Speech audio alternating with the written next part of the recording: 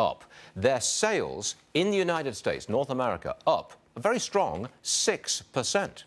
Joining me now is Andy Puzder, policy advisor for America First Policies. That was a strong report from McDonald's about sales in the United States. I'm taking it as an indicator of a strong economy. How about you? Well, it is an indicator of a strong economy, but I'll tell you, McDonald's has got a lot going on for it. Its same-store sales are up 4% in the U.S., as you said, 6% internationally. It's gone to more quality products with its Craftsman sandwich. It's going to have fresh ground beef for the quarter pounder. That's huge. They got rid of 4,000 restaurants, refranchised 4,000 restaurants in China a year ahead of schedule. That gives you a much more stable income stream. And they've got a deal with Uber Eats that Credit Suisse says will pick up percent in same-store sales perhaps next year. I think it'll be much bigger than that. If they can work out this delivery of burgers and fries with Uber Eats, they'll be ahead of everybody. I think the company looks really good right now, very strong. Okay, tell me about the other earnings reports we got. General Motors, $2 billion worth of profit in America, $500 million profit from China. Caterpillar, very strong revenues coming in. 3M, same story, strong profit, strong revenues. If I take them overall, it looks to me, again, like an economic indicator suggesting real strength and growing strength in the economy. Am I overdoing it? What do you say? Not a bit. That is absolutely the case. You've got fewer people unemployed than we've had in 10 years, even though the economy, the population has grown. We've seen, despite what Mr. Trump has said, we've seen earnings go up 2.9% over the past year. That's the highest in 8 years. We've got more people employed than we've ever had employed. Labor participation rate is above 63% for the first time in 42 months. I mean, everything is coming in very strong. Business optimism is great. Consumer optimism is great. The economy's on fire. Stocks are picking up on that. People are producing very good results. This is an economy that is booming, and I wish that were a story that we talked about more than on Varney. Well said. I mean, it ought to be Well talked said. about everywhere. I mean, look what we've got going on today. Extremely strong profits, a growing economy, a stock market that is on an absolute tear. Out of the corner of my eye, I can see other news networks concentrating on the Trump-Corker fight, or something about Pentagon troops being attacked by ISIS fighters. That's what they're talking about. No mention of this stellar economy and stellar growth. I'll give you the last 10 seconds. Go.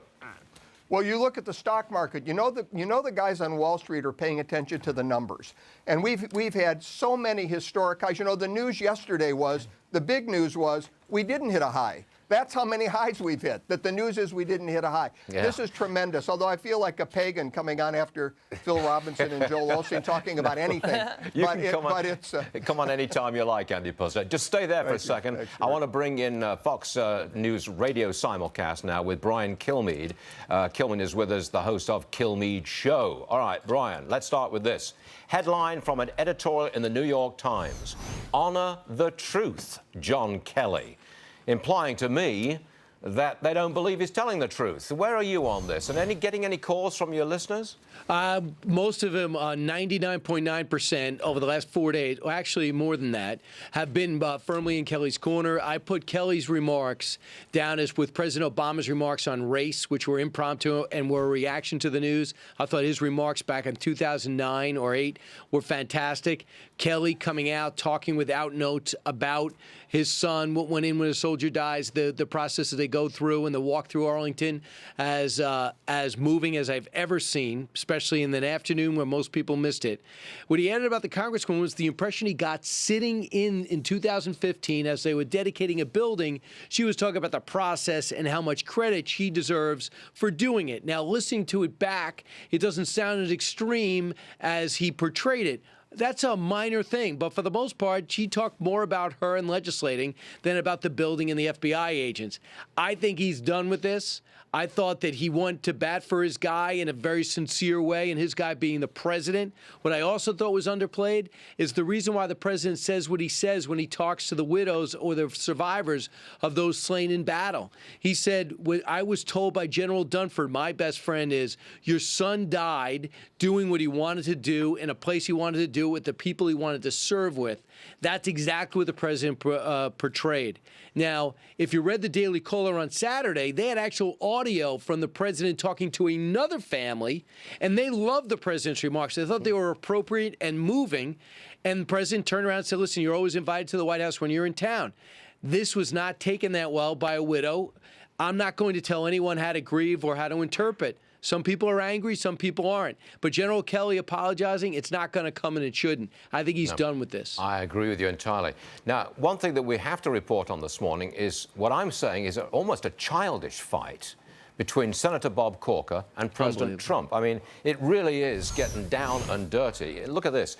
This is from President Trump. Senator Corker is the incompetent, the head of the Foreign Relations Committee, and look how poorly the U.S. has done. He doesn't have a clue, as the entire world was laughing and taking advantage of us. People like Bob Corker have set the U.S. Little Bob Corker have set the U.S. way back. Now we move forward.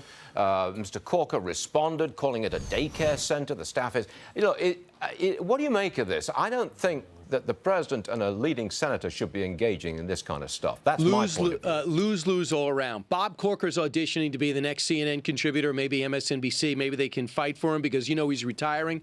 He knew exactly what he was doing, went on all the networks this morning, baiting President Trump, who's going up to push tax reform.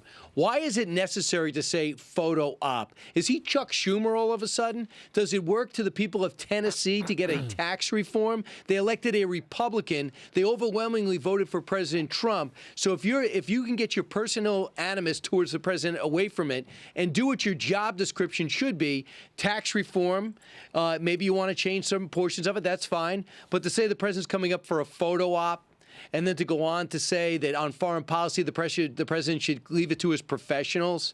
I mean, come on. He knows exactly what he's going to get, and he comes off as the cerebral professor.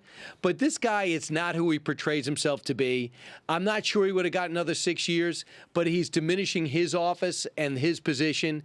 And I think baiting the president into a fight that's totally unnecessary, that you would expect from someone like Senator Menendez or Senator Schumer, I think is totally out of bounds on the Tennessee senator. Oh, gotcha. All right, Brian Kilmeade, always a pleasure. Thanks for joining us again, Brian. Good stuff indeed. Go get him, Stuart. Yes, sir. I want to get back to Andy Puzder, still with us. Real fast, Andy.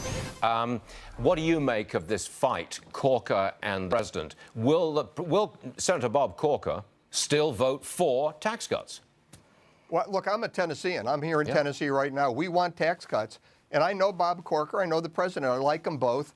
I absolutely believe that Bob Corker will vote for tax cuts. I don't think he'll want to look like the smaller person here. I think he'll vote consistent with his principles and what the people of Tennessee want. That's what we want to hear. All right, Andy Puzder, thank you very much indeed, sir. Thanks, Stuart. What's next? I'll